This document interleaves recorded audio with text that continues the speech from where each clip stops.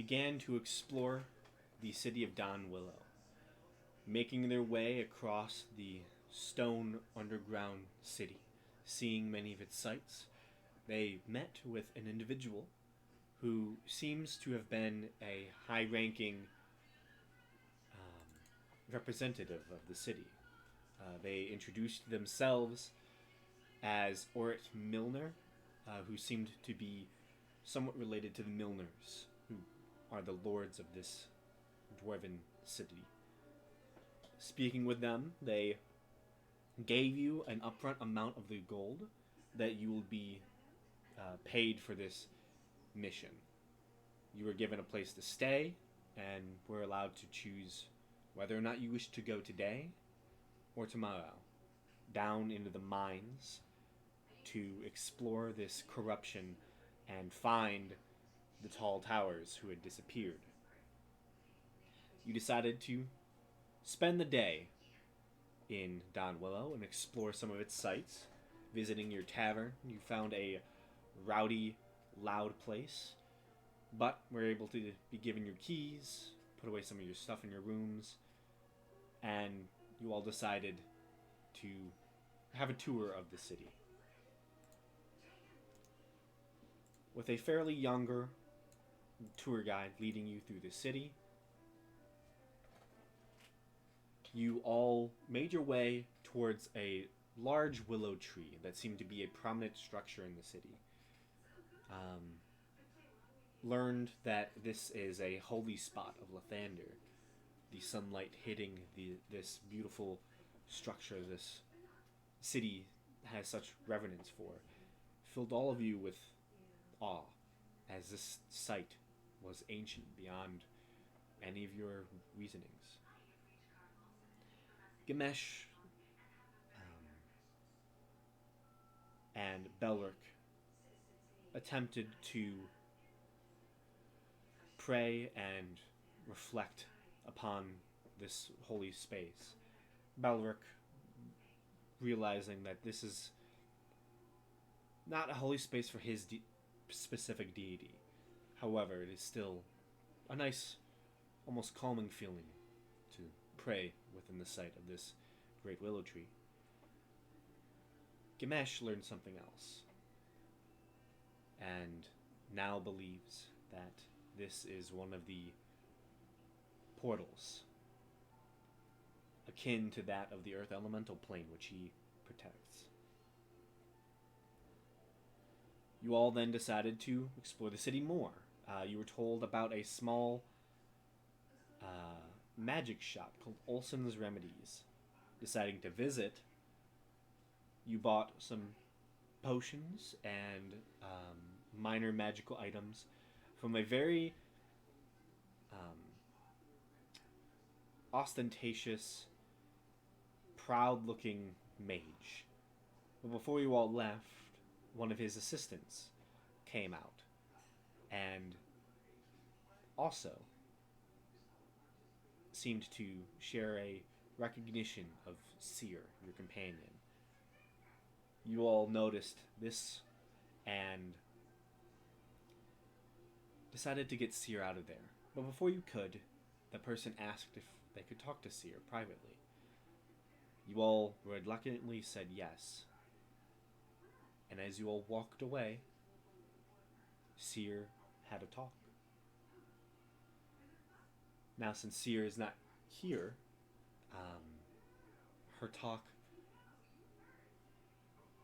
to all of your knowledge, is a affair that you don't see. You all either wait directly in front of the establishment or begin walking around. But it doesn't take long, maybe about a half hour or so, and the door to the magic shop of Olson's Remedies opens, and Seer walks out, unharmed. Maybe a little teary-eyed, and might be looks to have cried a bit. But quickly that is brushed away as she sees you all waiting, and as we pick up for this session, she merely says, "Where to?"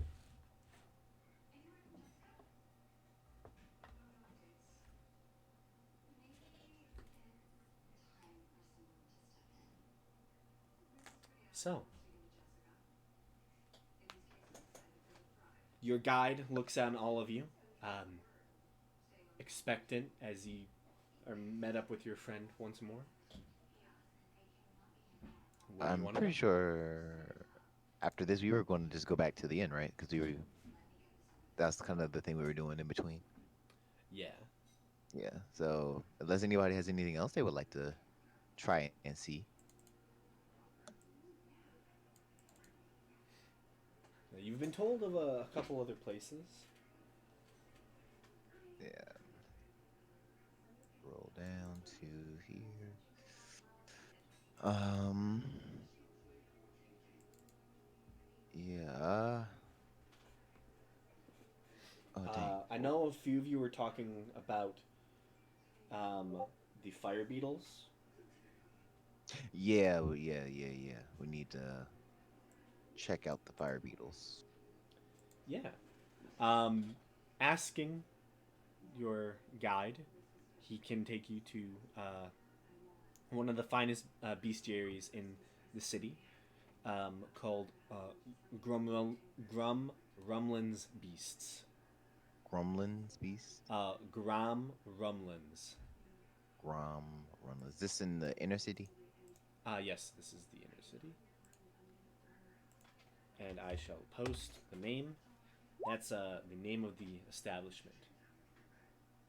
It is a handful to say, but Okay. Uh, uh, yep. What was the name of the magic shop we just left? Olson's Remedies. Olsen's I can Remedies. post that in chat as well if you wished. Okay. Uh,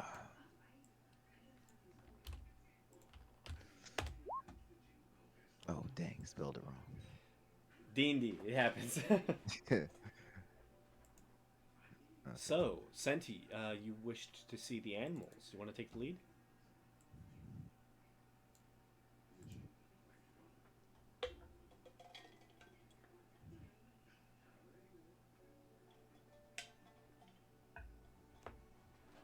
Okay. So, you are led across the city back towards the main thoroughfare that seems to cut a swath through this city. You see the innumerable traffic just before you, um, and that is up to you. It does take some time, I believe.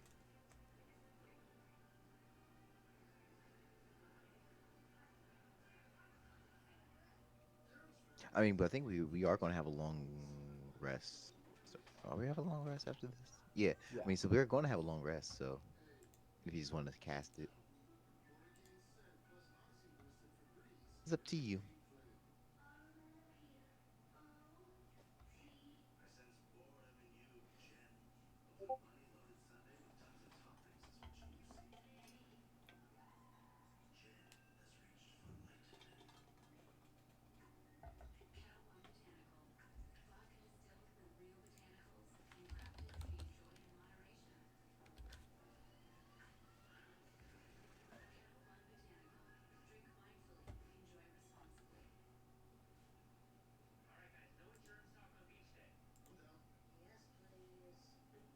Yeah. So you cast Speak with Animals.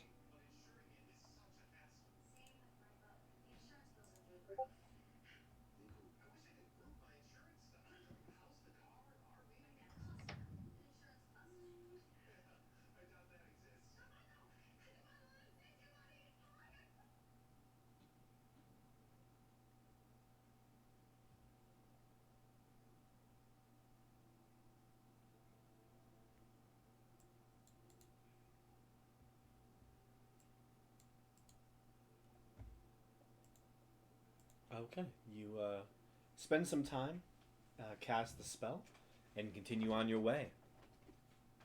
And you just pretty much, as you get to the thoroughfare, as your guide is leading you, he kind of points across the thoroughfare.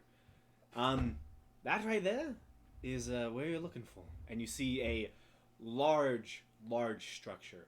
Multiple pillars, four in total, seem to flank a solid singular door on this probably four-story building that is set square in the middle of the thoroughfare. Um, Many carts come to and fro, carrying different small jars and items, and there does seem to be, as you look in the building, just crawling at the very top where the columns rise up and meet where the ceiling is. You see multiple many-legged, glowing beasts almost walking upon the top of it.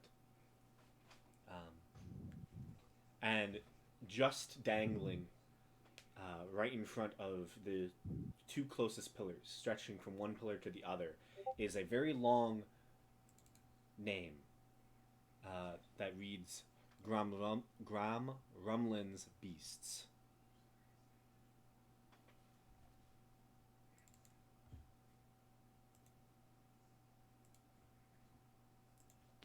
So, Senti, you gonna check it out?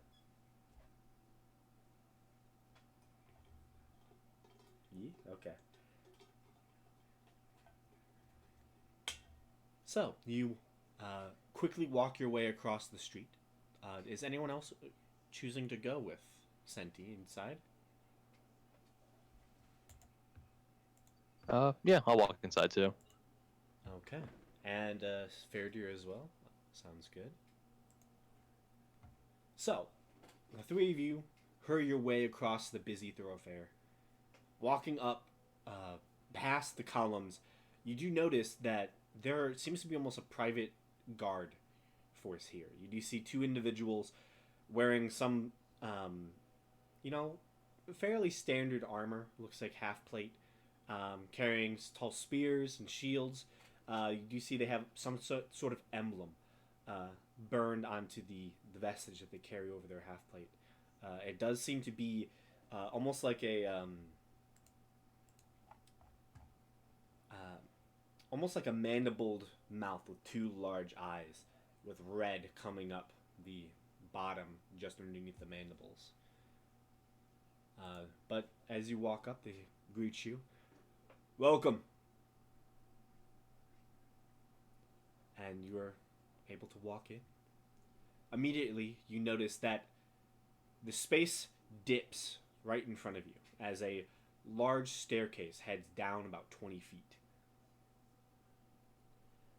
Taking the first few steps, your eyes begin to adjust to the shift from a somewhat light outside to darkness.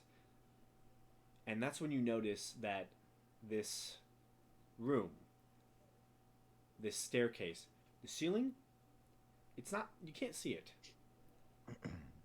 As you look on, you see the walls on both sides of you, and as you begin to step down, your eyes adjust. This room is built as if it's a large amphitheater. You see almost the rings of steps just above you, circling the entire room, and you're descending directly into the base, where the fighting pit would normally be. And as you begin walking down these steps, looking up, you notice small flashes of light. And then you begin to see them walking around the ceiling. Large, and when I say large, relatively, about 3 foot long, about 2 foot wide beetles just crawling along the ceiling.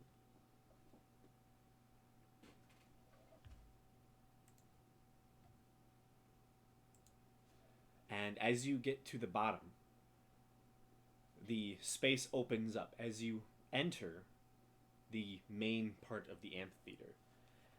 And directly in front of you is a elaborate wooden desk this large shop front built directly in the middle of loose stone and rock of this pit, and surrounding it is dozens and dozens of different fenced up areas, and you see good maybe 100 200 different beetles, all in their own different enclosures. You see dozens and dozens of workers and guards currently going around feeding, um, taking care of these beasts. And immediately, the first person you notice is the person behind the counter. Seems to be an aged dwarf. The hair is beginning to gray, and you do notice that they appear to have many scars up and down their body that look almost as if something has wrapped its mandibles around and crunched, just and broken through pieces of their skin often. You see some go down their cheek, you see one around the neck, and many up and down the arms, as if they've gotten bit many a time. Immediately, the person, seeing you all enter, "Hello! How can I help you?"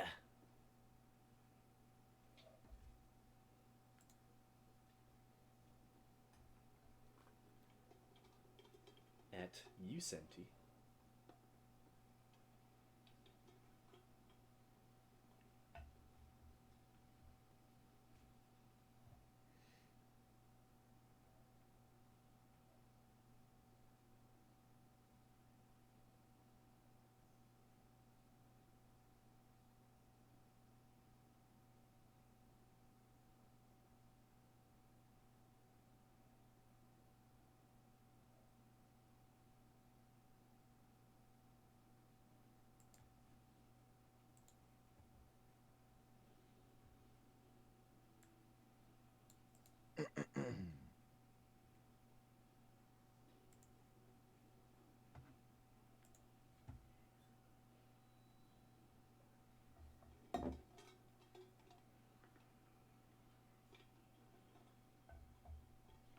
They seem to be called fire beetles.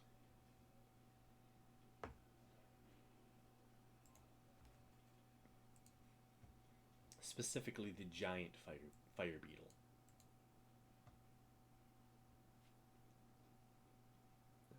And most of them are fairly small. They are about 3 feet long, about 2 feet wide. So they're no dire wolf.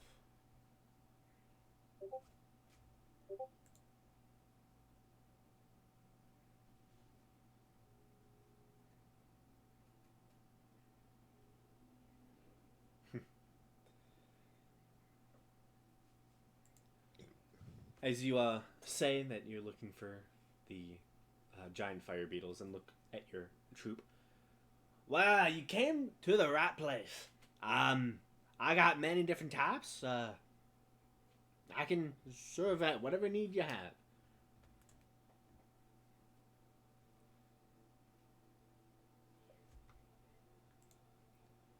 You all takes a good look at all of you.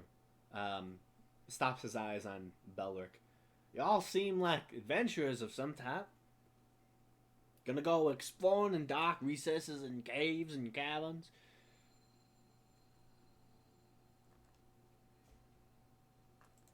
Well, you hit the nail on the head. I got an eye for those sorts of things. You're gonna probably want a fire beetle. They are a decent source of light, and in a pinch, if you ever get stuck, they make for some delicious food. I'm just gonna say.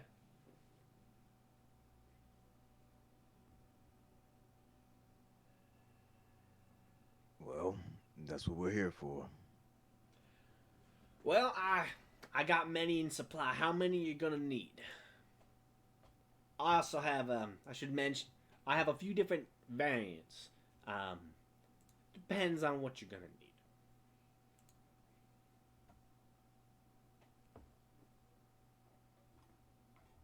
Um,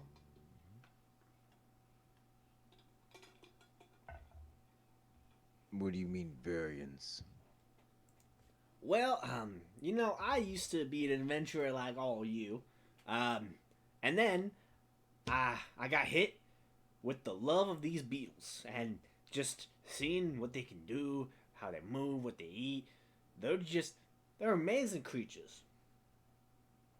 And I got, experimenting, using a little bit of this and that on them. And I got some prototypes. Come over here. He kind of stands up from behind the desk and begins walking out. And you can see this older dwarven individual clearly has a limp, as you do notice he has only 1 foot.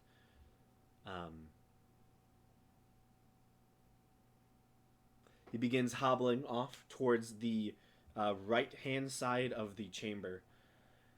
These are specialty beetles. We breed them just for their light. They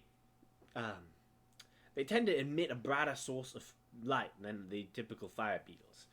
We have normal fire beetles, which are everywhere. They typically shed a 10-foot radius of bright light and a 10-foot radius of dim. Now, I've bred these special ones. They're a little more expensive, but they shine more light. 30 foot of bright light, 30 feet of dim. They are saviors in a cave system. We've sold a pair to the tall towers before. Great adventurers. Highly recommend you look at their exploits.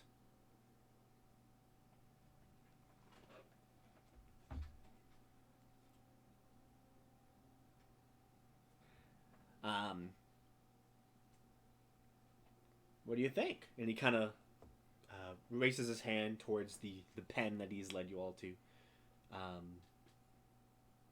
Any of you look in?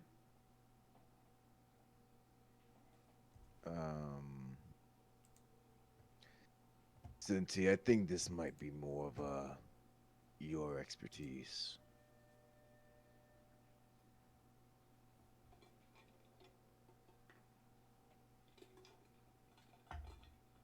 Okay. You look into the pen and make a con saving throw. Oh no, my expertise. I'm so sorry. Well, I guess +3 if I'm nearby. Yeah. It is not poison. It's probably the heat they give off. If I had to guess. If I had to guess, I don't really know.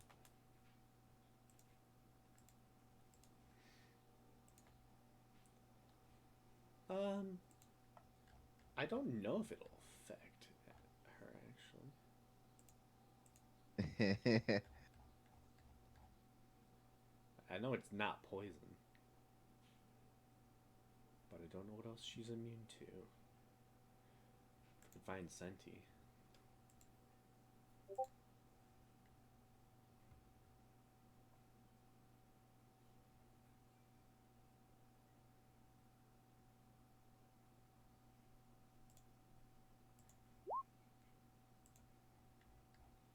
An 8.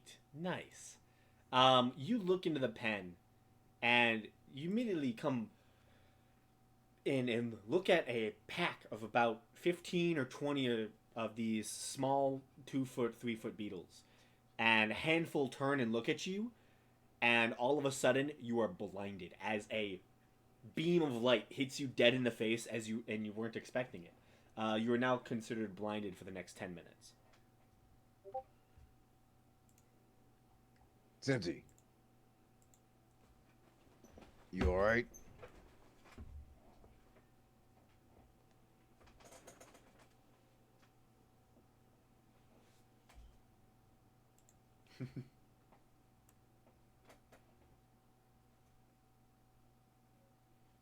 Oh, he kind of peeks his head a little bit over. You see a bright flash of light.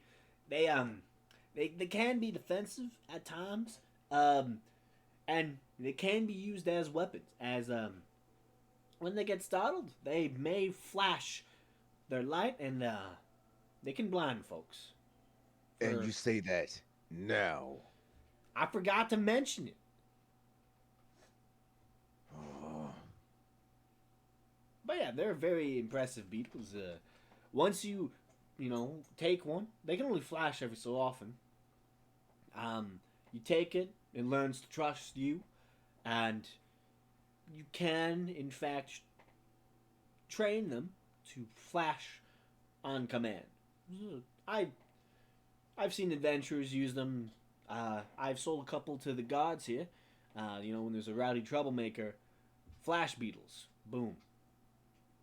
They stun the criminal, and it's all taken care of.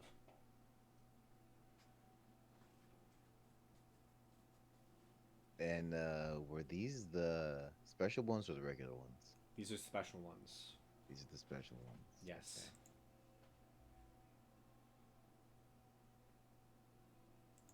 well, they're definitely effective. Yeah. And miners usually hunt down normal fire beetles for their glands as they glow for about 6 days. Um, these ones glow for longer and are brighter. So if you do get strapped for food and you need to eat them, you still got the light for a little bit. In fact, a little bit longer.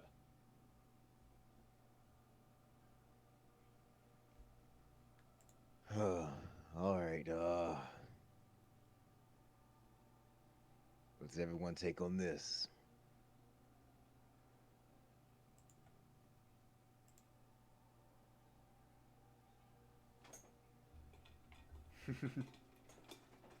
Faradu's just like, what?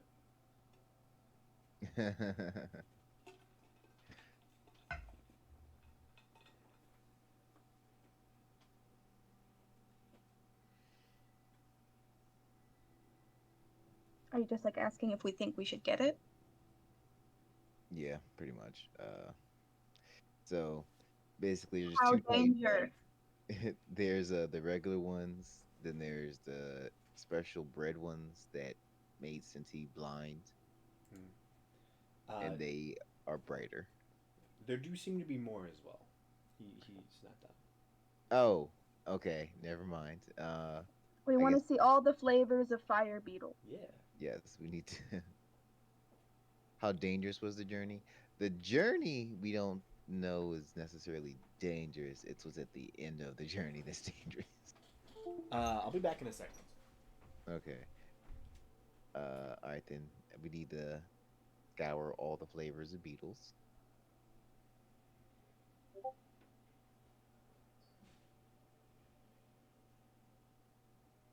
Casually unblind self.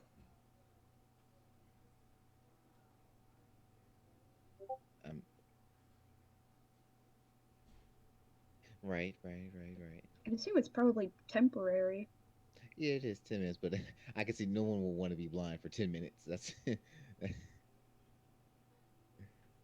that's a little bit of a nuisance. Can. No, I Okay. don't think it can. So the Since owner. Since he would like to unblind herself. Okay.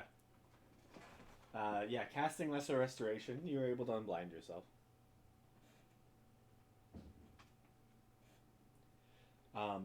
With this, the owner kind of looks at you all. We do have some others. He kind of begins walking over to another set of pens on the other side of the arena. These are only other variant beetles. A lot of people here need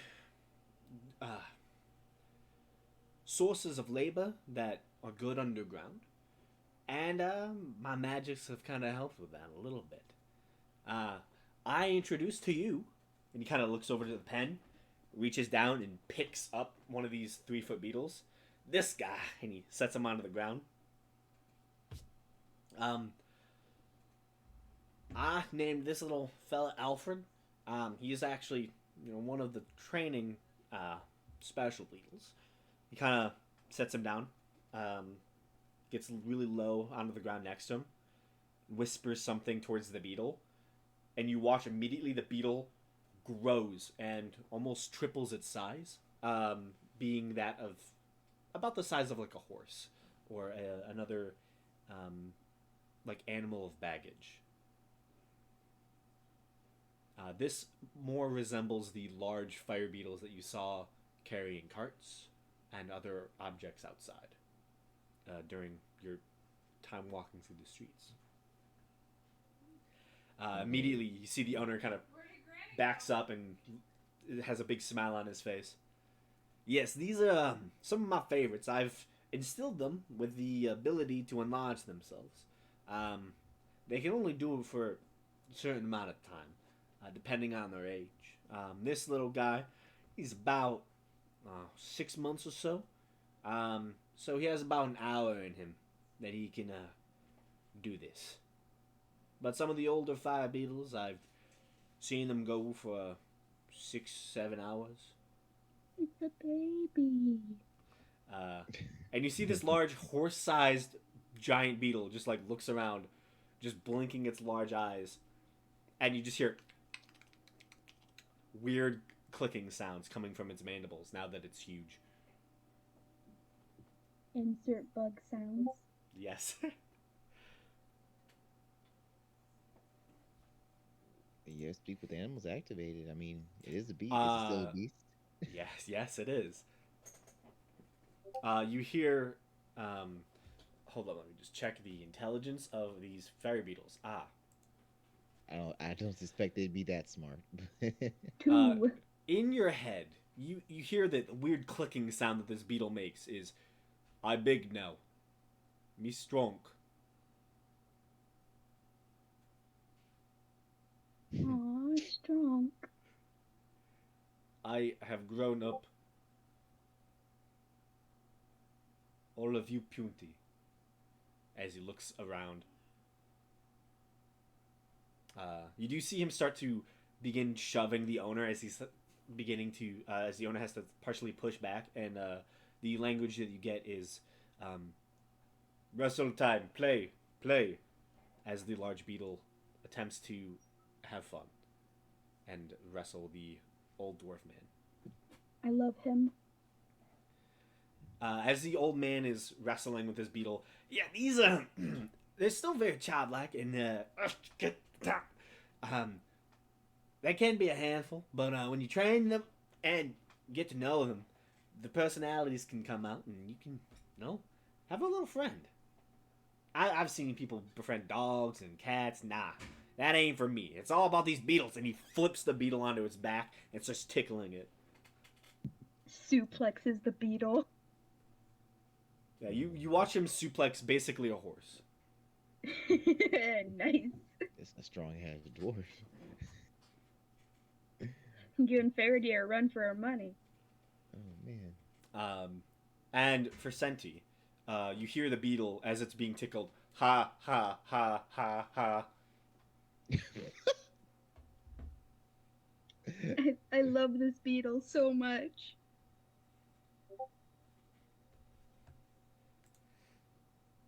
It's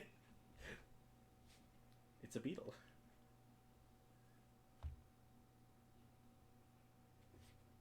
They're all going to be different.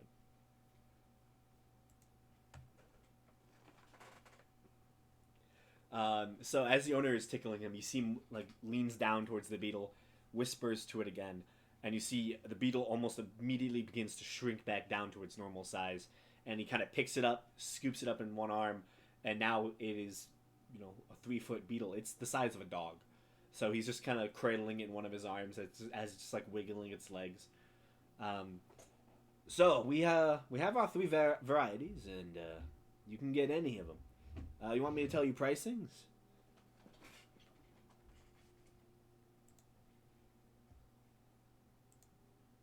Yes, that is probably good information to have. Well, so the regular fire beetle comes out at 200 gold pieces. The flash and gold beetles, or fire beetles, I should say, they typically come out to 500. These enlarging ones come out to 6.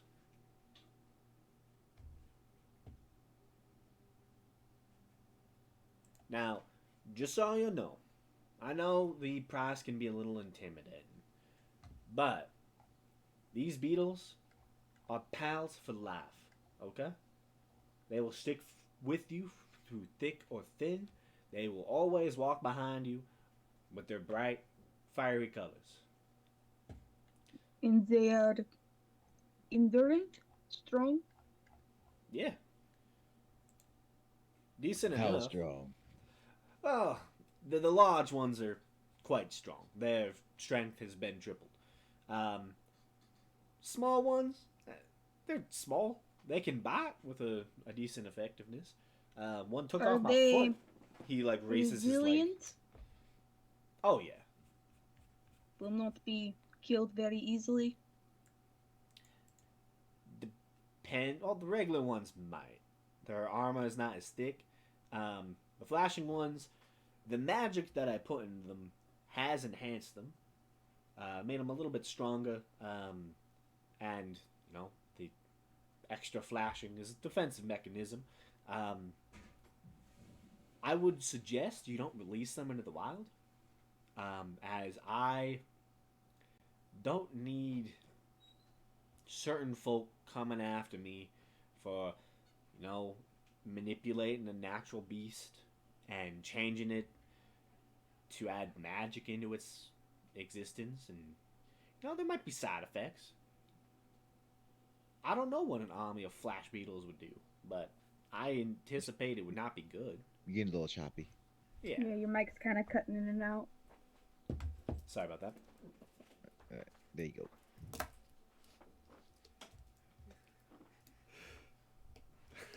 All right. What the fuck? I think if we were to get one, it would not be wise to get the normal one.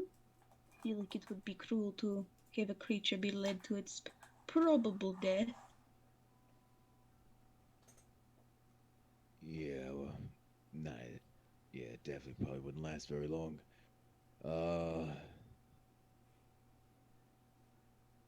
So this isn't a renting thing. This is we're buying and owning, right?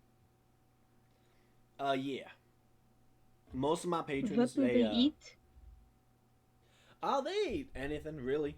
Um. Let me just double check. They're typically omnivores. So, other insects. If they're starved for food, they will become cannibalistic. It's in the nature of the beetles. But if they're fed regularly, I feed mine mosses, lichens, stuff like that, and they eat it all up. Makes them grow Senti is made of moss. big and strong. I've seen certain people just feed them hay. Normal horse feed. They do not seem to care. They're like my little garbage cans, and he kind of pets the one in his hands, and you see its legs kind of do a weird maneuver. Senti, you hear, garbage can. Oh my god! I love him! All it understands.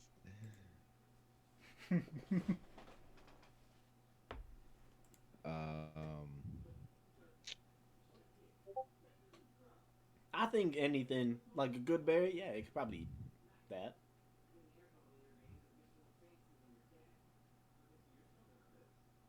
Yeah, and if you buy a couple of them, typically they will, breed. So if you get a couple, you can, make a small collection for yourselves. Out of character. Where are we going after this again? Immediately after this, unless anyone has anywhere else to go, we're going to go back to the inn.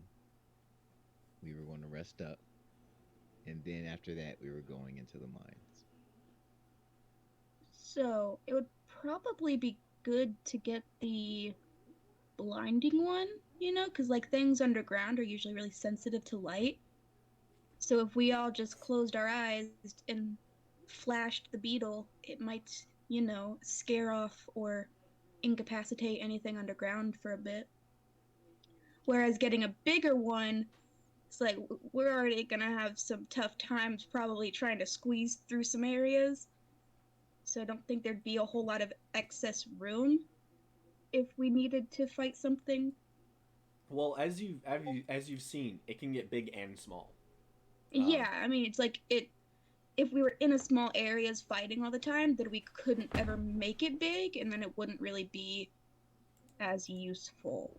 But this is completely dependent on where we are and how big the mines are.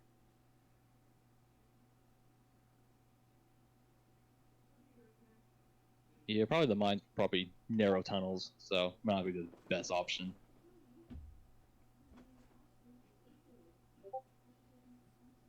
Okay, so we're leaning towards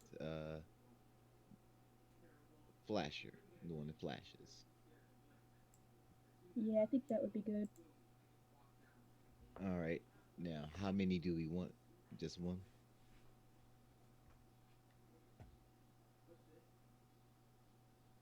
One should probably be good.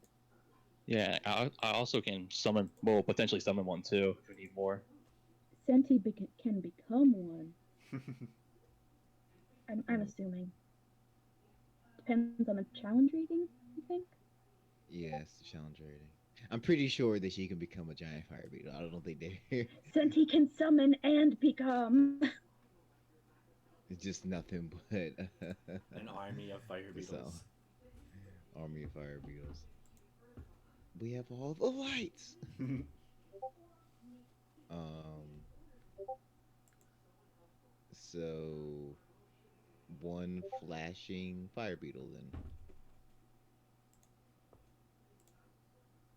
Okay. And then did Senti Uh, want to ask him? Yeah, since he wanted to ask if any of them wanted to leave and come with us. Specifically of the fire beetles? Of the flashing beetles? I suppose so. Saying that you want to see the flashing beetles again, he sets down that one enlarged beetle, and you all walk back over to the first enclosure that he showed you. Senti, you go and ask the fire beetles, do any of you want to join me? Just make a persuasion check. Do, do. I Oh, feel like oh. Faradir would not be good at soothing a bug. Yeah. She is rather large. Funnily enough, though, I do have advantage on animal handling checks. You have advantage on everything. I have advantage on a specific set of things, most of which I have used only insight and arcana, and I usually forget I have advantage on insight. But I have animal handling, intimidation, sleight of hand, deception, arcana, and insight. I don't use over half of them. Right. Runes, man. Yeah, well, yeah, Senti, you're you're asking if any of them want to come with you. That would be So- animal handling, wouldn't it?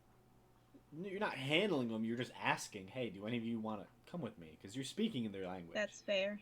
If you're trying to coerce it to come near you without, knowing its language, that'd be more animal handling. Okay. So you all see Senti begins speaking in weird clicks and hisses towards these beetles. And I should say, you don't see it per se unless you're looking over. Do any of you look over the wall into this enclosure? As it is a higher up. I might peek over a little bit, Okay. Anyone else? but trying to not frighten them. I'm not. I want to go blind. Belric? No, I probably won't peek over. Okay. So, Faradir, you're the only one who watches this. As you see Senti beginning talking to them, you see the 20 or so weird little beetles begin rushing over to that side of the gate and just staring up. And they all begin like doing these almost like low flashes, and you just see like this array of just different lights going throughout. It's almost like watching like one of those sparkling fireworks go off, where you just see each light individually, and you just see all these little fire beetles doing this light. And Senti, you understanding what they're saying, you hear all of them say, me, me, me, me, me, me, me, me, me, me, me, me. Just tons of me's echoing through the swarm of beetles, as all of them seem to want to be your friend. Aww. Were those roles private to the? Yeah, they were private. Okay, I'm like, yo, what's going on with my roll 20? No, you're good. Okay, You're okay. good. Only I can Turns see. out since he rolled a nat 20. It was an 18, which is pretty good. Nice. To talk to fire beetles, they're not really picky. They all just want to participate. So basically, this has made her choice even harder. Yeah. Yeah, now it's like you have to pick your favorite. They all look very different. Some have a little bit more like shiny backs. Others seem more dull and darker, like they're almost like hiding in the darkness till they flash. Roll a d20. Yeah, that's one way to do it. What's Cincy's aesthetic? Yeah. Pick the one with the best vibes. What type of vibe are you looking for? I don't know, good ones.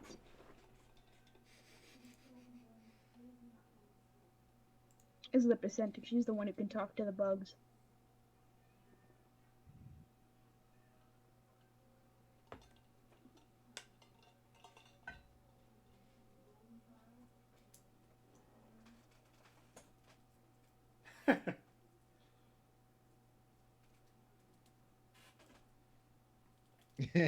What is Senti's vibe?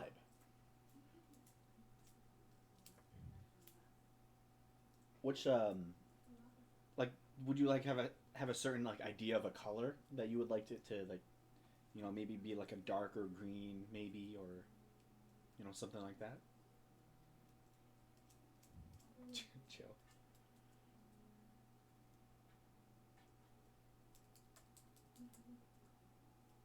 Hardy?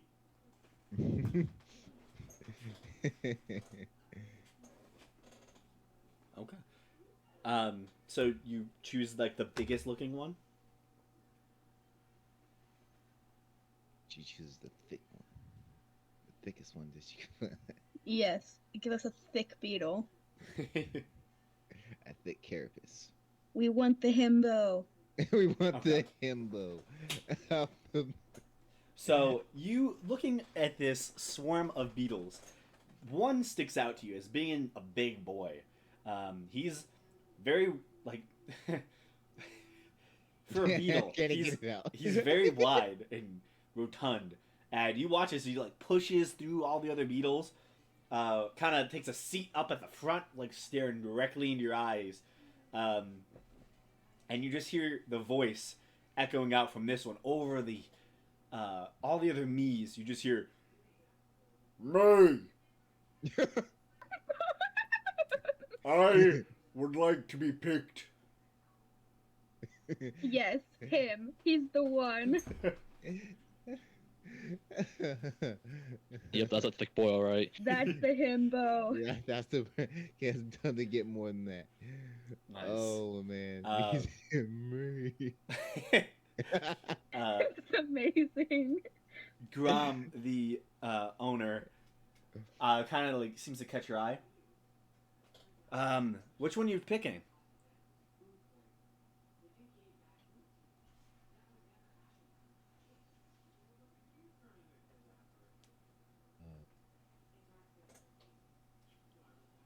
We got the Chad beetle. Yeah.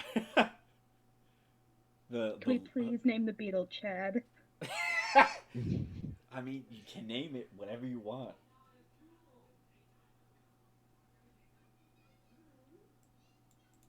He points at Chad. I think Faradir gives an approving nod. Fair to say the big one. Yes. Okay, and you see the owner kind of walks in. You see the beetles begin to scatter as like the Chad one gets up and looks at the owner, who, takes a hefty lifts him up, kind of hands him over the wall to you, Senti.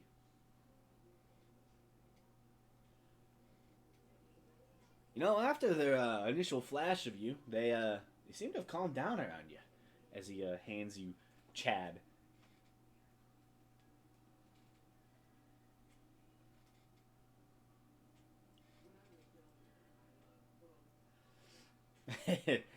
You happily hold your big rotund fire beetle. The owner climbs out. Okay, let us head back to the desk and they'll get the paperwork done. Sign them over to you. And get everything sorted. And he walks over to his desk in the center of this collection of beetles. Speaking to Chad, I don't have a name yet. It has not been the pleasure. These things are kind of smart.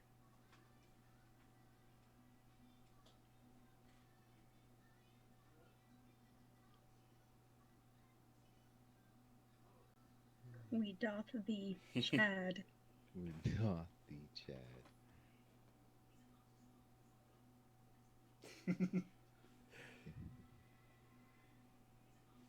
Chad is the best addition we've added to the party ever.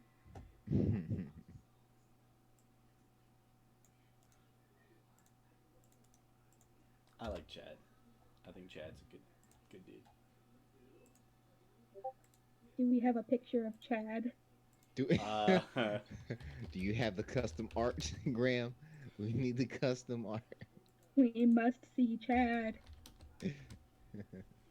Yeah, I'm just imagining custom art of him in like a frat house. Oh, Yes. Yes, playing beer pong.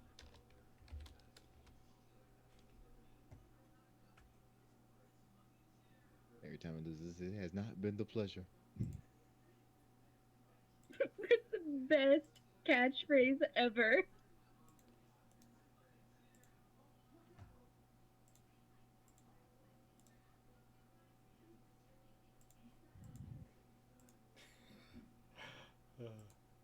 here's a picture of Chad. Nice. He's a very cute fellow. A good bean. Very good bean. Okay. As he is currently within your arms, and you begin walking him over, back to the counter, he does say to you, Senti, "Will I get a name?"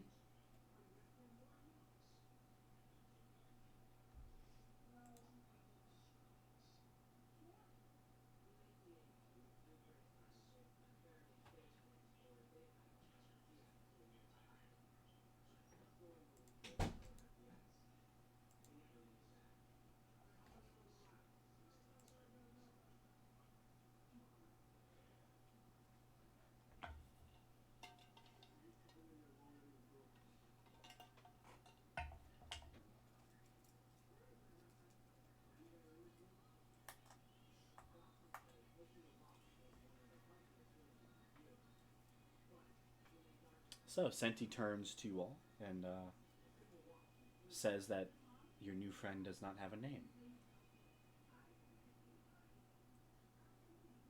Do any of your characters have suggestions? I think we should name him Chad. Bearder definitely knows that name. Don't ask any questions. I mean, it's just a name. That's fair. There are so many cloud giants named Chad, you guys. There's so many of them. It's Like at least 8. so it's like a cultural tradition, almost. Exactly. I shall be called Chad.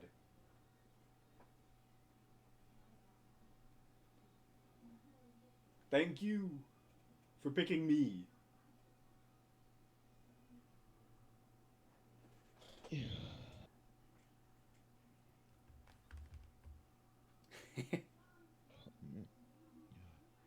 So,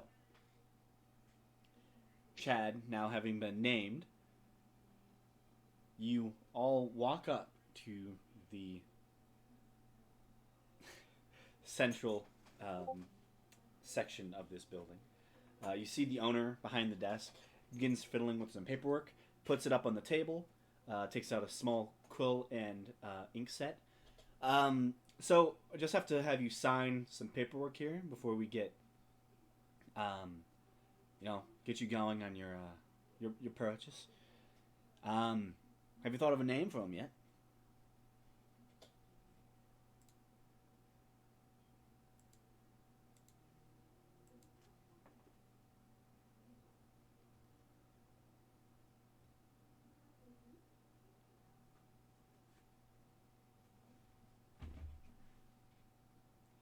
Chad. Oh, nice. I think I've never named one Chad. That's a good name. Anyways, here we go. So you have paperwork. I assume you sign it.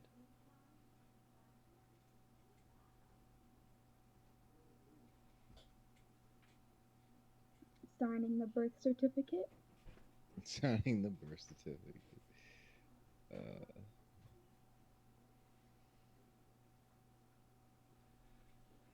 So, now that you've signed the paperwork, he kind of folds it in, hands you your copy. That is your proof of ownership of Chad, your new loving fire beetle. Here is a nice set of. You see, he takes out what seems to be two little tiny booklets, small booklets, written by me yourself, by me. The first one is Grumlin's Guide to the Fire Beetle, How to Take Care of Them. Second one is Grumlin's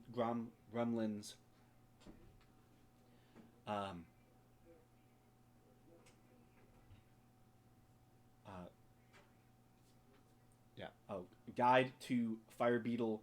What is it? Oh shit.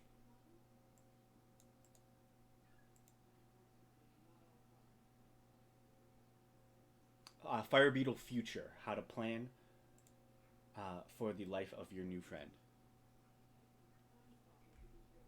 Yes. It's a parenting book.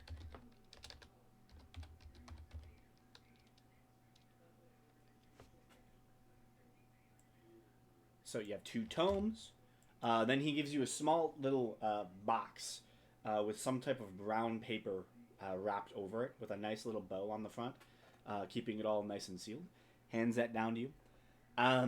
That is just a small portion of feed that I provide free for every person who shops and, buys one of our fire beetles. It's about 2 weeks worth of food. You'll have to procure the rest yourself. I have 100, right? Yeah, 500 gold. Does Cynthia have enough for that? Hopefully. Are we all pitching in? What we doing?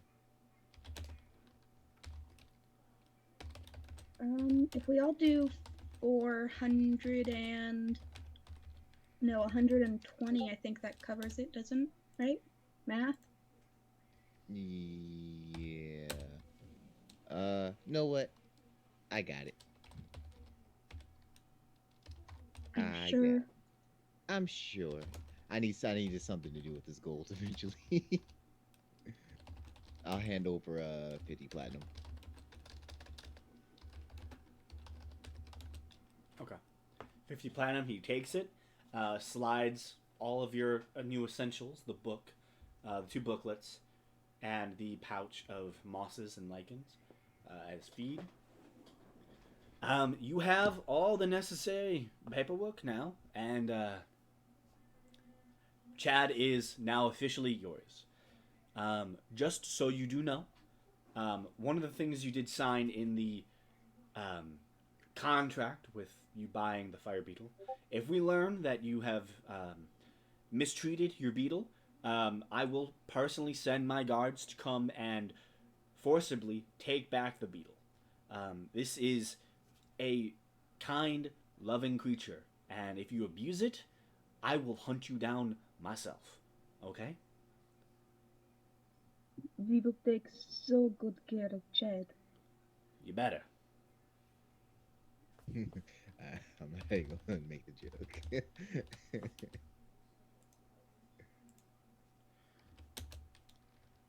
All right. Take care of the beetle. Got it.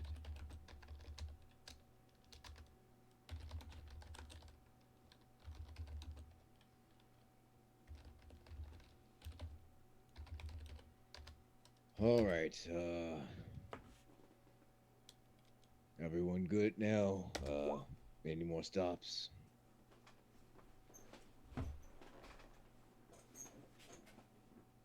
No? I'm good. Yep, I'm all good. Okay. Then I guess we are heading back to the inn for now. Okay. So, you all head back, crossing the city with your new fire beetle in tow. Senti, make me a animal handling check as you walk out the front door and are faced with the loud noises of carts and carriages and people moving to and fro. Just to make sure that your beetle is nice and calm, which is easy enough for you. Talking to Chad, he seems to start freaking out, but you're easily able to tell him, stay calm, you're going to be okay, stuff like that. And, he seems good. You all cross the city. You bid farewell to your tour guide who showed you some of these interesting spots and head back to the Yelling Expedition. Entering in, the tavern is rowdy as you've spent probably the past couple hours. It's around dusk at this point, so the tavern is now filled with patrons. Almost every table is covered with dwarves drinking merrily, singing to themselves, and singing with the band that is playing loud, loud music. So what are you all doing?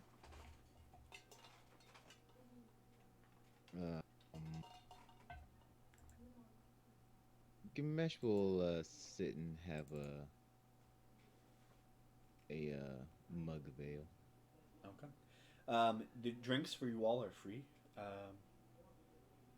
due to you being helpful with the city's issues. Okay.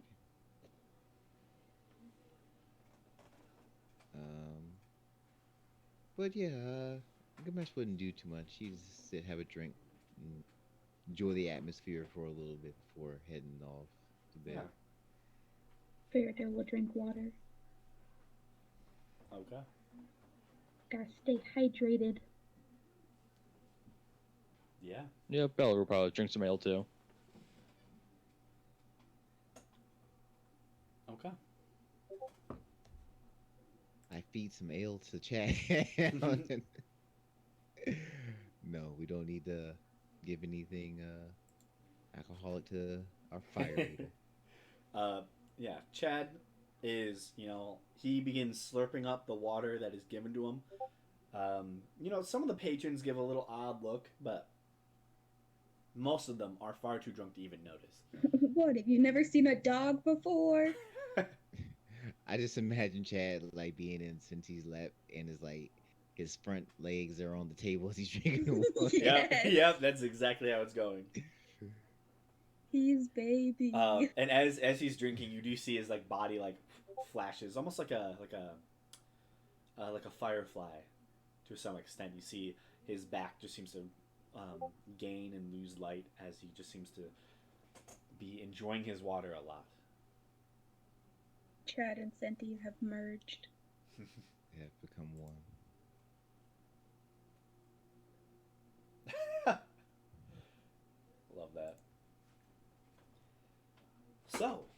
if none of you do anything else tonight, the night is fairly uneventful. The band is loud, the bartendies are loud, but eventually you all make your way to your rooms after being done with your drinks and discover that your rooms are silent, quiet. Very faintly, if anything, do you hear the rumble of movement and sounds at the bar. But this space is made specifically for people to get a good night's rest. And all of you are able to.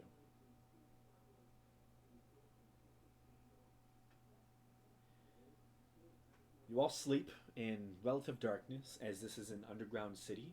There are really no need for windows in your rooms. However, you do hear, at a certain point in time, like a slight reverberating boom, boom, boom, echoing across the city, enough to wake you if you're a light sleeper.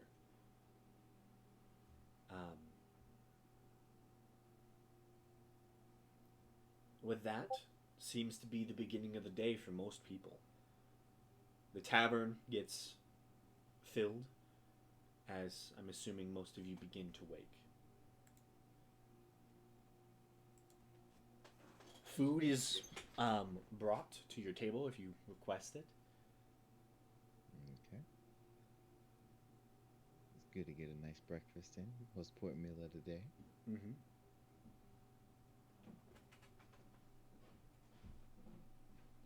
And even for Faradir, there is a vegan option. Seems they have a variety of mushroom stews ready for the morning. Also porridge, fresh fruits, stuff like that.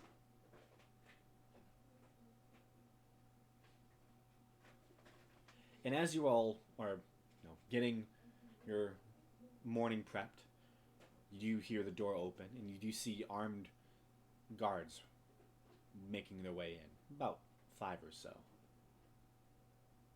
They look around the room for a little bit, and then begin making their way towards your table. Hello, we're here with the Milners. We're to be taking you into the mines. That's funny.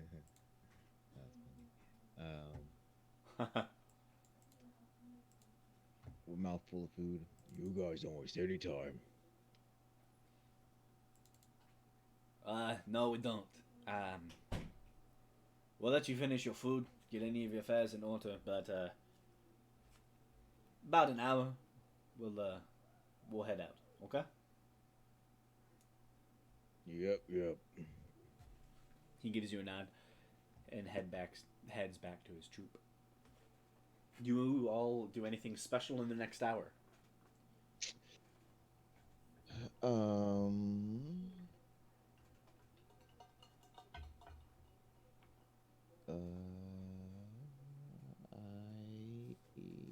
do not think so. I'm good. Yeah, I don't think I have anything else to do. Yep, Yeah. nothing for me. Yeah. Yeah, so I'm good to go. Okay. With that, you all finish your meals, pack up anything you need for the day, and head out with this battalion of guards. They begin leading you towards the hold, that large castle structure at the end of the city. Before they reach it, they begin veering off to the right side. You see they pass by what seems to be an old section of the city. The houses here are ancient, tall, and proud. Passing those, you get to what seems to be almost rocky outcrops of the city. Further away from where the large holes are punched into the mountains themselves, bathing certain sections of the city in light. This reminds you of the dark section of the city that you went to the magic shop at. But you see many individuals, dwarves of all types, making their way down sets of roads off into this section of the mountains. You all feel yourselves getting deeper and deeper. And you begin to see the dwarves begin trailing off, heading to their specific mines. You keep walking. And eventually, you reach what appears to be the end of the natural cavern, and where you see a singular stone building has been almost carved into the stone itself. Walking inside, you see it is filled with guards. About 6 others seem to be standing around the room, and in the center of it is a large metal contraption, big enough for maybe 60 or so people. They lead you onto it, and you see one of the guards on the far end pulls down a lever, and you hear as you begin descending. You go for about 30 minutes until it finally seems to hit a spot and stops. Your fire beetle immediately, as you've begun getting into darker sections, has lit up the space around you, giving you bright light within 30 feet and dim light for another 30. And that's when you begin to notice that the guards, as they begin walking out, there seem to be other guards within this cavern that you walk into, with their own small fire beetles, lighting the way as you begin stepping down and down a carved pathway. You walk for about an hour, passing dozens of different branches into the caverns, until you reach a large opening. You see a large open cavern, about 20, 30 feet wide, 40 feet tall, seems to descend further down. But the breadth of this large cavern also has seemingly some cavern off to the left side. And that's where you see about 12 guards standing tall, spears and shields at the ready, and looking towards that left mine. You see a massive pool of greenish black water is just sitting, unmoving. You see evidence of moss and lichens growing up the tunnel that this water seems to have come from, towards the left side. And you see the guards who led you here turn to you all. There. That's where the water came from. That's where the tall towers went. I hope you can find them. The water is... It's not poisonous to step in, but it's still somewhat dangerous. Well, it's not poisonous. How is it dangerous? Don't drink it. Got it. All right, so is the path, so do we have to go through the water to go down the path? So, essentially, this large cavern, the water flowed down so that the tunnel on the left seems to go up slightly, and it seemed to have flowed down into a small gullet of just rock, and it has just seemed to be contained at the very mouth. You'll have to... There does seem to be a way to step around this particular greenish-black lake, but you don't know what's beyond it. Okay, and the tall towers went up the tunnel. Yes. So there seems to be 2 different ways. The first one is a large, still descending cavern. The other one is a cavern to the left that goes slightly up, and that's where there is very clearly evidence of recent liquid moving through the space. There is greenish algae and other sorts of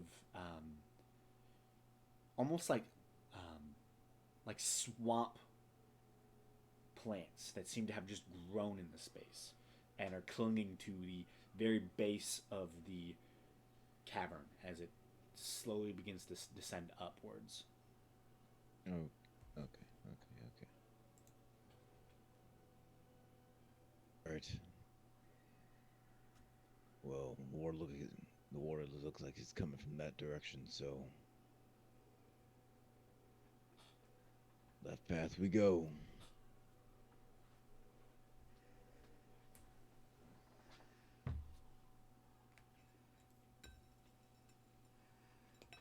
Okay. So, you all begin to move your way around the blackish pool and begin climbing up. The cavern is slightly wet to the touch as you begin to feel for any natural way up this. Can I just have all of you make an athletics check for me as you begin climbing? Oh, wait. Oh, this is climbing. Okay. Hell yeah, I can do this. I probably can't. Oh, okay. I'm pretty sure Okay. Chad climbed on his own. Yeah. Yeah, Do you let probably. Do you let Chad climb?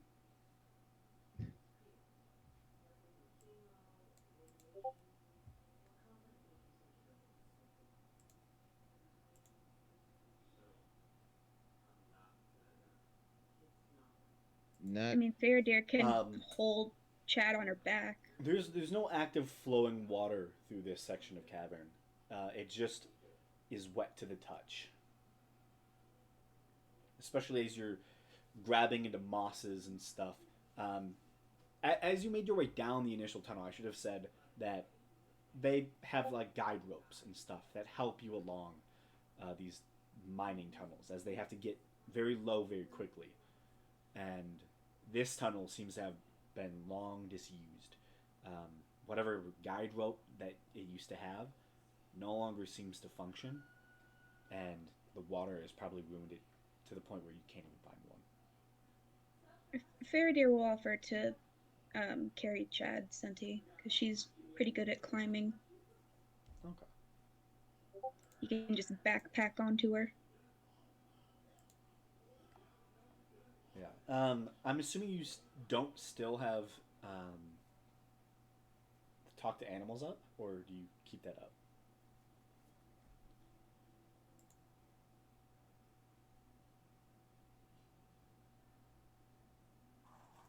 Would you have used your hour of preparation to talk with animals? That is the question. Okay. Okay.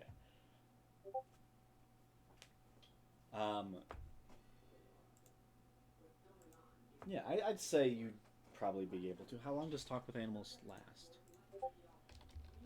I think it's an hour. 10 minutes. Oh, maybe 10 minutes. Yeah. That would make more sense. Yeah. Comprehend languages is an hour. I think that's what I was Yeah. thinking. So you probably wouldn't be able to, hear what they're saying right now, as casting within the hour before you were picked up. You probably don't have time right at this point to cast it, and it took longer than 10 minutes. So you just hear some chittering behind you, Faradir, and you look to Senti to translate. And Senti, you don't know what it said either. Do you cast it as an action? Because if you're doing it as a ritual, Yeah, you can't just You gotta kind of have to be not doing anything at the moment. Then Yeah. Okay.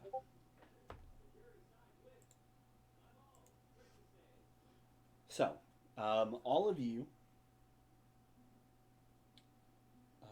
I believe we still need Senties.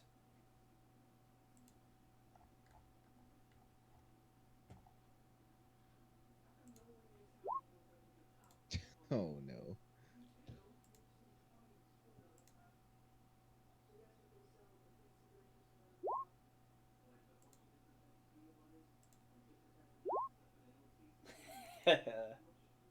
Nice.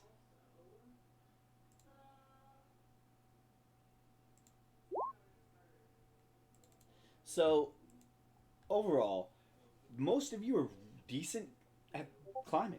All except Senti. You still make it up, Senti.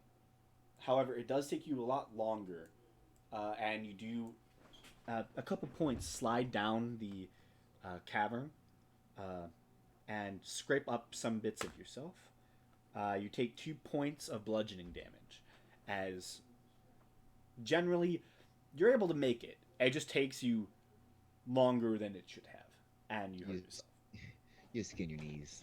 It's, Yeah, you skin your knees. You're not having it. It's not a good time. But everyone else makes it.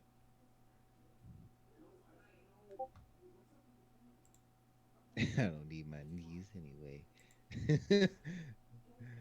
Oh, that's a statement. That's the bold statement. I can take away your knees. Oh no. Senti's knee privileges have been revoked. So, upon climbing, you reach a section of relatively flat cavern that seems to stretch out before you. Following that, you go maybe 40 feet or so, and you begin to see a slow decline as you notice that the cavern begins to dip. It also You also notice that some of your feet start to splash through brackish water, and the way forward begins to disappear underneath greenish liquids. It would seem you have to swim.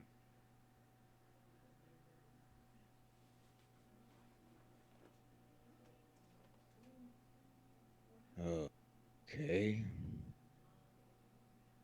Guess we're going underwater then.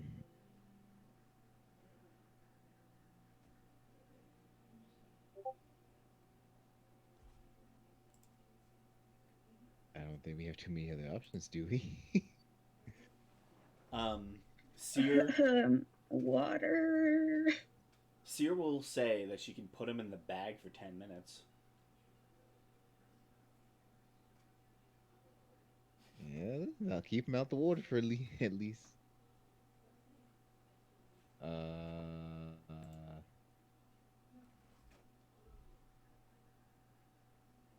Can Chad fly? No. I don't think so. I thought beetles could fly. Certain ones N- can, but not fire ones. Certain, yeah. Oh man, Chad's not a flying beetle. Okay, so it's just so the pathway's just submerged though, Yeah. basically. Okay. Okay. It seems like this tunnel um, went up, went straight for a little bit, then went down. Like it's almost. They probably had to go above something. All right. No, you have to go underwater. There's no in betweens. Yeah. It seems like the kind of what you just went up, you now have to go down again. But this time, it's underwater. All right. You know what? I'll go first. Make sure everything's alright first before we just all start going in the water.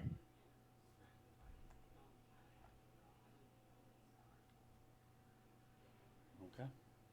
And I'll go into the water first. Okay, do you hold your breath? Of course. Okay. You take a deep inhale of breath.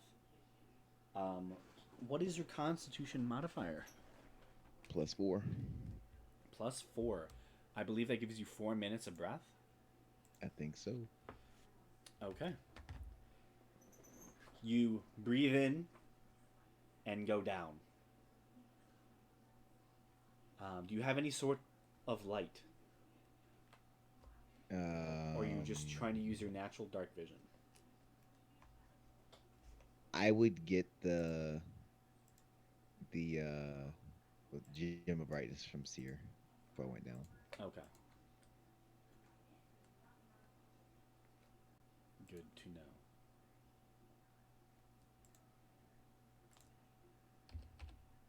I keep forgetting we are underground in this dark. Again, I keep remembering that. Yeah. Taking the gem of brightness, you have a set of bright light.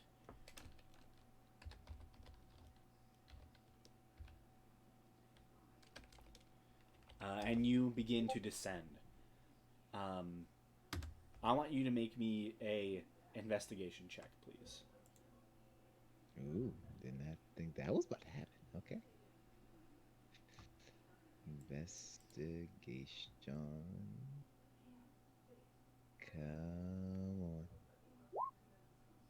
Not bad. Not bad. Okay. With your light, you didn't have disadvantage at this, and you, using the sight of the cavern above you, you're able to, sink down, swim, swim, swim, and come up for air. Took you about 2 minutes, but you were not lost under the water. You did not, lose direction. You were able to keep a hold of yourself. As swimming in complete darkness, it's not an easy task, especially if you lose your sense of up and down. Very much so. But from what you understand is the cavern almost seems to do a dip, and you're back now on a upper section of straightaway.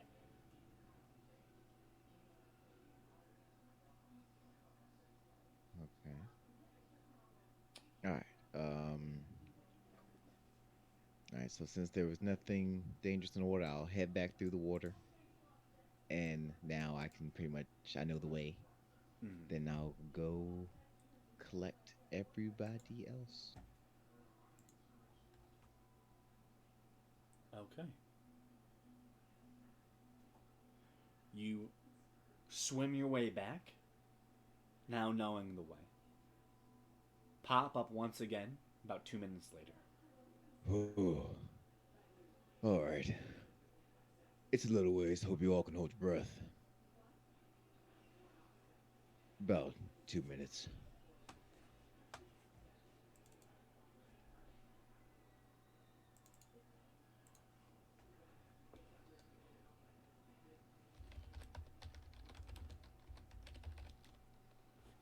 Everyone can hold their breath for about 2 minutes, right?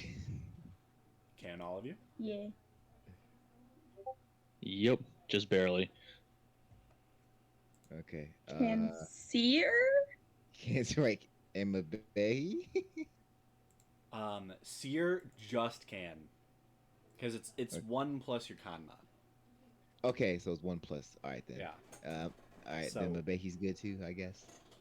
I I hope. would assume so. I would I hope hope nobody so. has. I hope nobody has a negative con modifier. Just. Okay, cool. All right. Then let everybody prepare themselves, and I'll guide them back through. Okay. You all take a breath of air and begin swimming once again through this water. With Ganesh guiding you, all of you are able to just make it, as he's made one successful go through. However, since this is your second time swimming through the water, Ganesh, Can you just make me a Uh-oh. con saving throw? Oh. Oh. I should have saw this coming. Oh no. Okay. Yeah. Well, I guess +3 since I should be nearby. 14, I guess then. 14. Okay. As you're swimming, your skin starts to tingle ever so slightly, swimming through this water. And you get the sense that this is, to some extent, slightly fouled. And once you break the surface, you quickly get out of the water and begin trying to dry yourself off in any way you can, as the water, ever so slightly, is just, it doesn't feel good. But you feel somewhat fine. Oh. Oh shit. Damn. Oh. Ooh. Oh. You alright? Yeah. I think I was in the water for too long. Skin started tingling.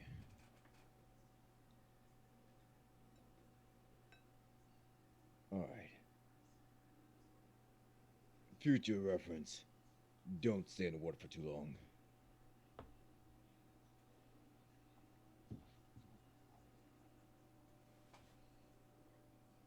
Alright, everyone else alright?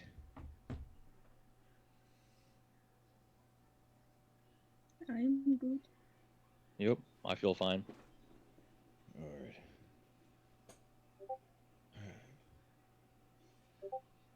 Okay. Seer opens up her bag of holding and pulls out Chad, who is totally fine. As it has 10 minutes of air, and she keeps it open, letting the air still flow in. Alright, pushing on, I guess. Okay. You all continue. This corridor seems to last much longer than the other one, and you walk for about 5, 6, 7, 8 minutes in total, until it begins to change ever so slightly. You see that the space in front of you appears to have been an older section of mines that have totally collapsed in.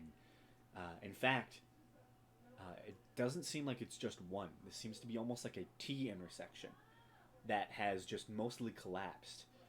However, towards your right side, the water has brushed and broken through much of the rock, leaving a space large enough, just enough, for someone probably about 5'11" to walk through. Anyone taller than that would probably have to duck or crawl.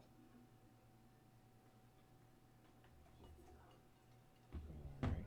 I'm pretty sure everyone is. Fairdeer's gonna have a problem. Yeah. I'll scooch through. Yeah. So you all begin to file into this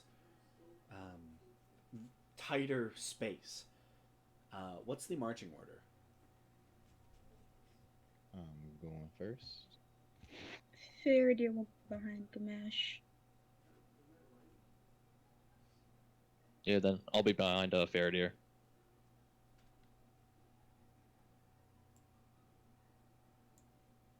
Okay. Let's do it like this. Put your tokens out on the map. Towards the top is whoever's going first.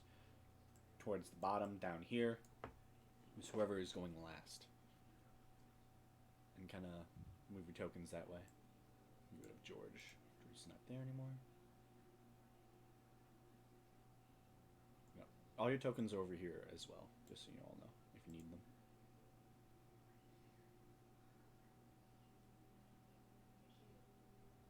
No, I don't have access to that one. Really? Yeah, it's okay though. definitely should. It says Gamesh. Old Yeah. Gamesh. Yeah, but yeah, my token's still for the one I drag out. Still is for the old one. Weird. Did I not change the?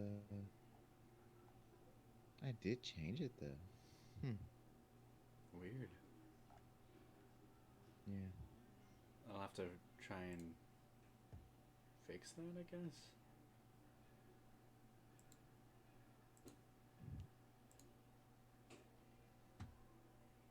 I can remove it. Yeah. And then that one. Cool. Yeah. Easy fix. Okay. And then I'll put Seer there. And Mebehi last, bringing up the rear. Okay, you all begin scooching through the tight space. And Gamesh, you begin to notice that it doesn't end. How tall are you, Gamesh? 6 foot. 6 foot? You're crouching a little bit, just like hunching your knees. But you walk for about, a minute, 2 minutes. It begins to stretch into 5 minutes. Faradir, how tall are you? Like 8'9". 8'5". That's 8'5". close.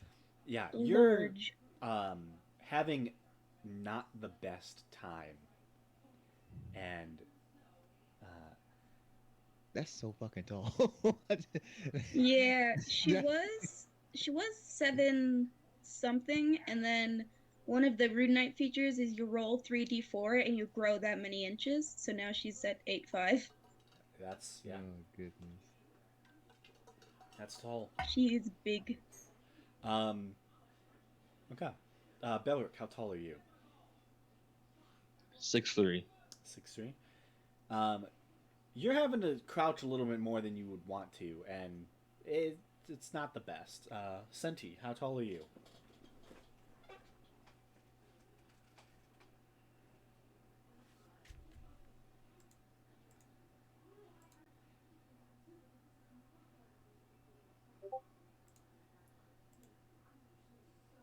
It's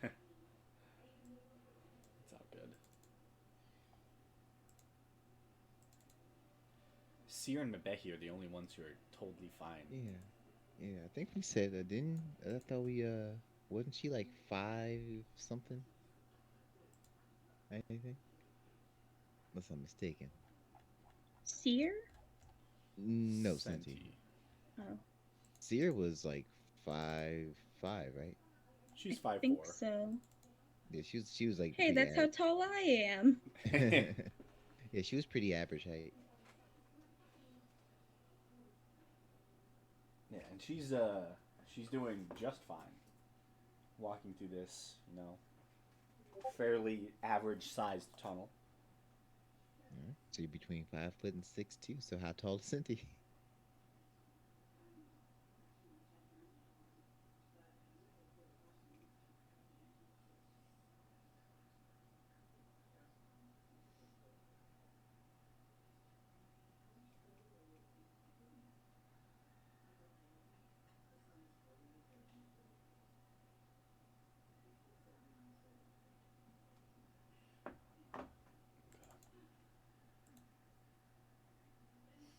Okay. Senti, you're probably up there with like Gamesh, where it's not too bad. So as you're continuing this walk, you hit the 10-minute mark. You hit the 20-minute mark, and still it is this tight, constrained tunnel with moss and ivory kind of just covering the entire space of it. And every step is a squish into soft, wet mud. And with every movement, especially your Faradir, your face is just almost covered in wet moss that is dripping past you.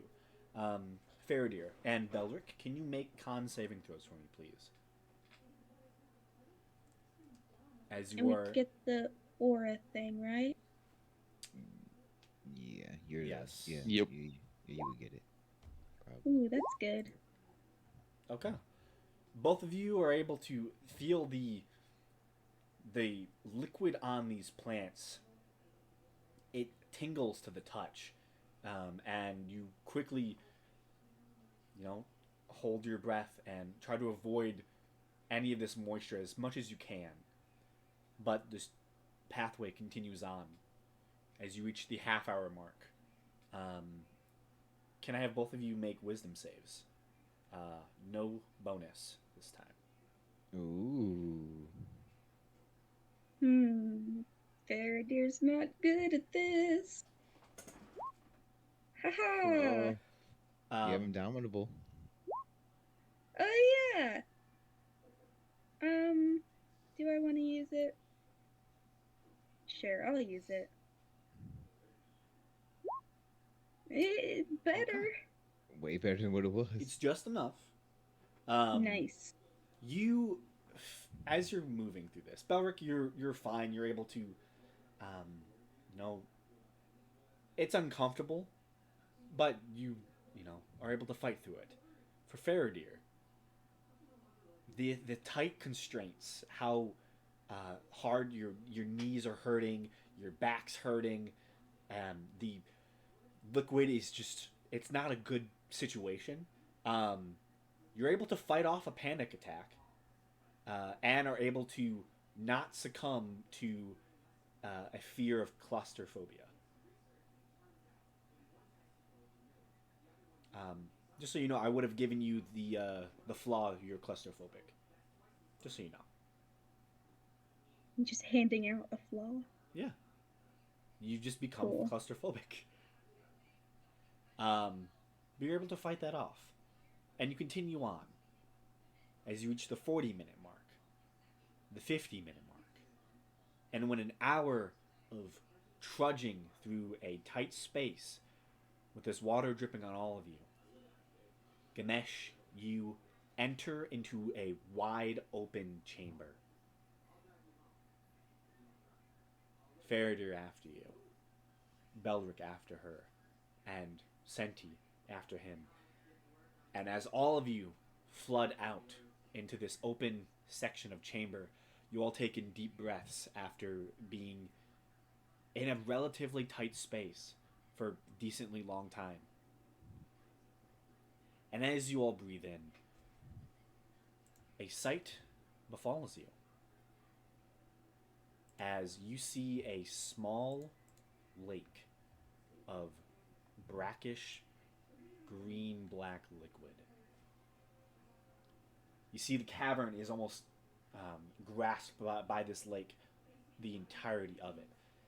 It seems about 30 feet to your left and about 50 feet to your right on either side. And stretching before you, um, what is who has the farthest dark vision? I have 60. 60? Yeah, pretty sure. All of you? Well, at least Okay. not all of us, but the one. Yeah, I think everyone's at 60. Okay. It does have it. Okay. Man, back with Thera when you had that 300-foot dark vision, it was useless. Now. Now. But No, now, no, we used it when we were in that tunnel going to Farsleys. Yeah. what tunnel? Remember, because there was like The that under tunnel? other, yeah, the under tunnel that led to the city. The one Yeah. where we fought the guards and we ditched their bodies over. Oh, right. Yeah. Yeah, that happened. We've committed a lot of murder, guys. Yeah. Yes, all in the name of adventuring. None of you see anything towards the far end of this chamber, but it is massive. Okay. And from where you can see, the water seems to be about 10 feet in front of you in this. Well, actually, you're probably standing on the edge to try to get the farthest view. So just in front of you seems to be the beginning of this large lake of green liquids. And you would guess, judging by what you can see, that for the water to have escaped and broken through that tunnel, that this whole chamber was probably filled with this liquid, and that it has slowly drained out.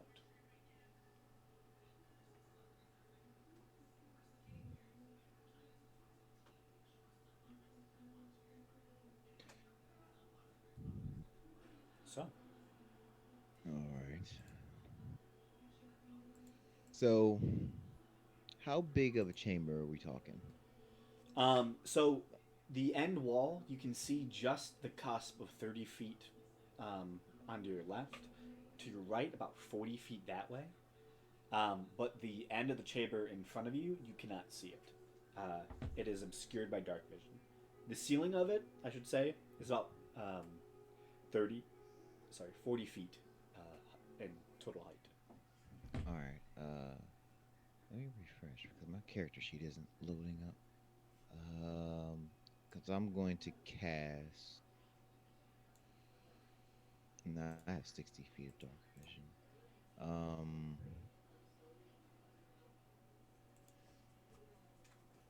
Do I want to cast?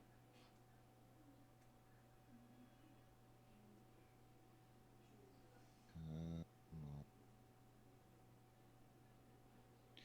Now my dark vision is 60 feet, so I don't think actually I'll be able to. I just want to check on one of my spells really fast. Mm-hmm.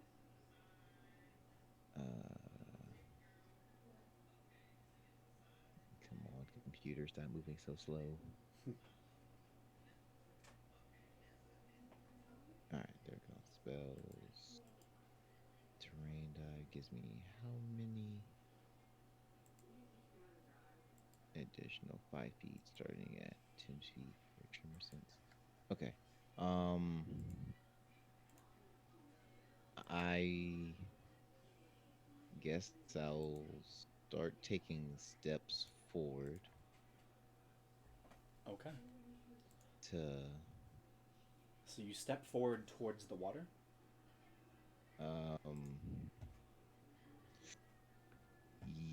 Yes. Okay. You take a step into the brackish liquid. The first step, about mid boot. You take another step, and another step, and by 3 steps, you're ankle deep. And you think it goes further. Okay. I still have the gem of brightness. I'll activate that again from where I'm at. That'll give it with another 60 feet of bright light, I think. 30 feet additional of bright light from where I'm at.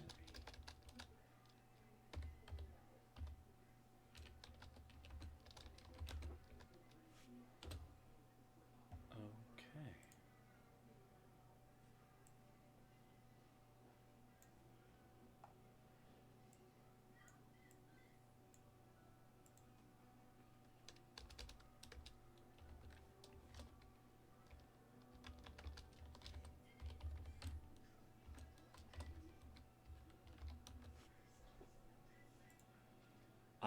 So it sheds an additional 30 feet.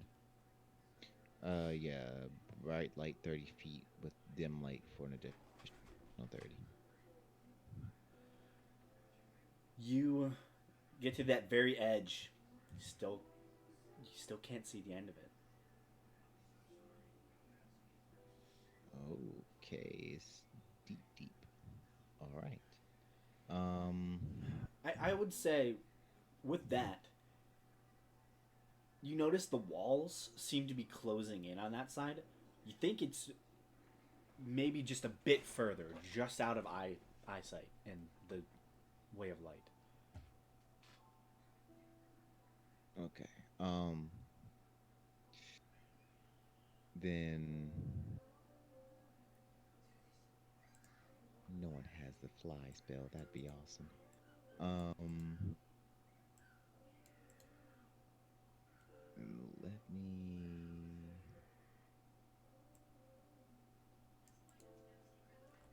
All right.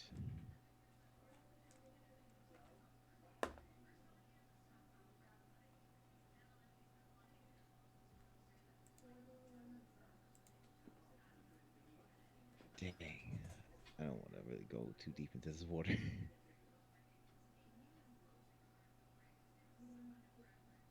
This is the stone area.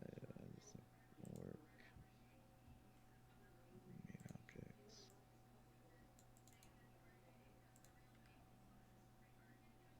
All right, I think the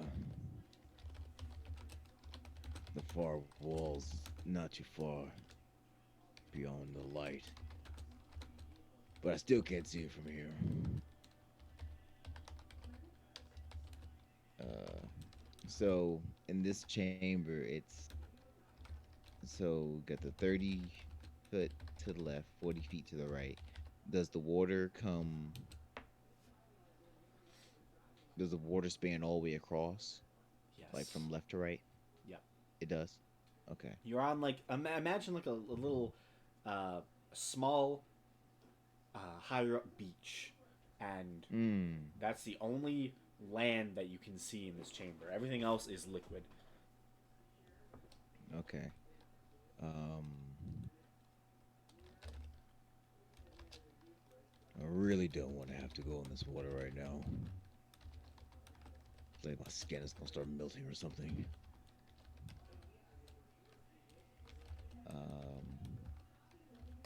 Are there any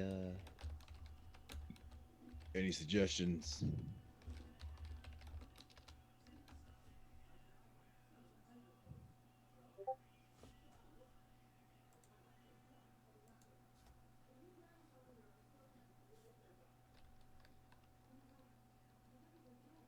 Well, I'm trying to avoid us having to get into the water, if at all possible. I have a way of getting over there. Just seeing if anyone else has any other ideas. I think I have a way. Are there any like loose stone or like stones out in this chamber? Yeah, there's probably a bunch of loose rocks and stone underneath your feet in general. Like how big? Various sizes. You can probably Oh, find one that's like, 3 feet long if you really needed okay. Okay, that's cool.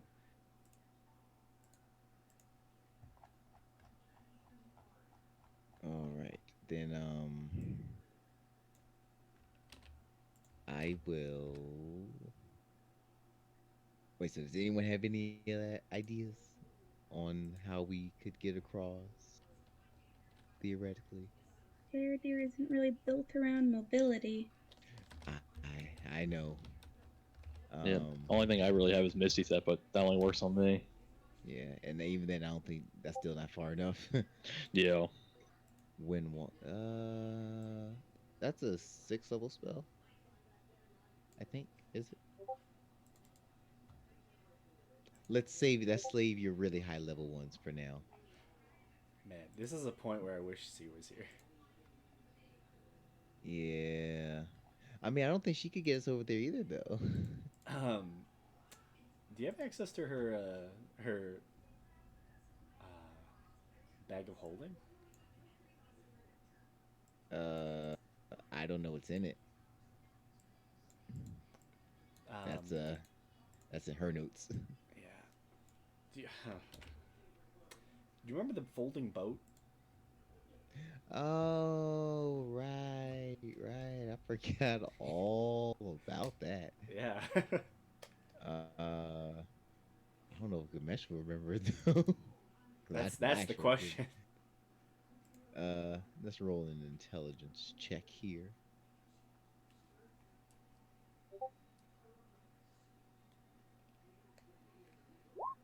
I sure don't. I know I know. Gamesh obviously No. doesn't. Um, No, what? It's okay. Don't even worry about it. Um, I'm going to look for stones that are like the biggest stones I find. Yeah. There are partial boulders and other large rocks.